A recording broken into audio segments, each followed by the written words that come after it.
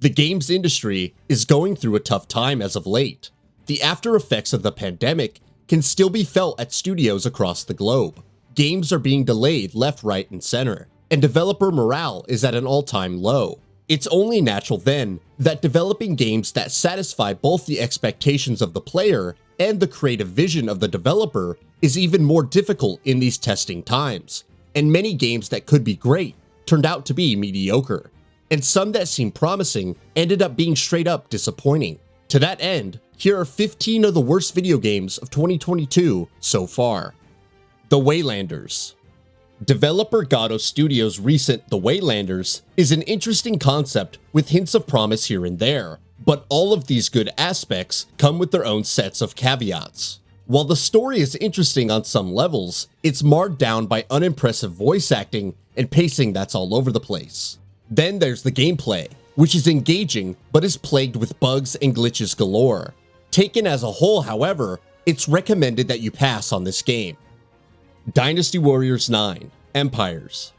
Dynasty Warriors 9 Empires changes up the core mechanics of this long-running action franchise to incorporate open-world elements into the mix, but fails to create a compelling experience with this newfound formula. While the hack-and-slash combat is mostly as fun as before, the bland open world doesn't add anything to the game. Furthermore, the game is riddled with poor performance among a laundry list of other issues. In Nightmare. Maximum Games' In Nightmare is an experience with some shades of greatness, particularly in the narrative department.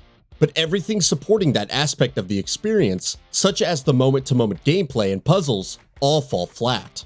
The game has all the trappings of any typical horror experience, but they all fail to hit the mark, which makes the experience more frustrating than enjoyable. Long story short, it's just wasted potential. MX vs ATV Legends. MX vs ATV Legends is a decent attempt at crafting an arcade-style racer, but the game is more disappointments than merits. The game controls fine enough, but problems such as lackluster AI and an uninteresting career mode mar down the interesting mechanics by a significant margin. All in all, playing through MX vs ATV Legends is rarely a fun time, more so when so many great racers are on the market nowadays. CROSSFIREX. Remedy Entertainment has crafted its reputation as one of the top talents of the industry, and when it was announced that the Finnish developer would be creating a single-player campaign for Smilegate's smash hit, expectations were naturally high. But instead, what we got was a disappointing package that's rarely any fun. Even in its very short runtime, CrossfireX is plagued with an uninteresting story and hilariously bad AI. BLACKWIND. Blowfish Studios' recent release BLACKWIND takes an interesting premise of controlling a high-tech mech on dangerous adventures, but fails to do justice to those interesting ideas. BLACKWIND has a long laundry list of issues, including, but not limited to, horrendous checkpoints and wildly unbalanced combat, among others. There are some hints of greatness here and there, but nothing substantial to redeem this forgettable experience. Diablo Immortal. While Diablo Immortal was by no means the next proper entry in this long-running dungeon crawler, this free-to-play spin-off still had some potential to become a beast of its own. Blizzard crafted an enjoyable Diablo experience with streamlined controls and a traditional campaign, but everything surrounding the core gameplay loop, such as loot drops and endgame activities, are all crafted in a way so as to force players into opting for microtransactions, culminating in an experience that's objectively disappointing. Expedition Zero.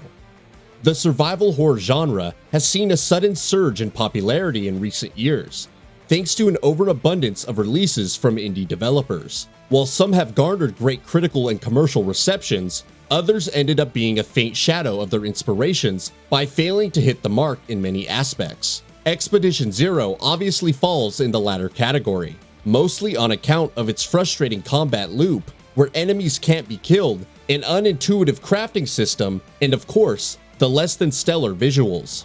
Source of Madness. Source of Madness is an attempt to craft a great Lovecraftian experience, and it succeeds in this mission on some levels. For starters, the game nails its atmosphere, and the enemy designs succeed in instilling a sense of fear and uneasiness within the player. Furthermore, the game's enemy AI revolves alongside you. But despite these strengths, the actual experience of playing through this roguelite is less than stellar.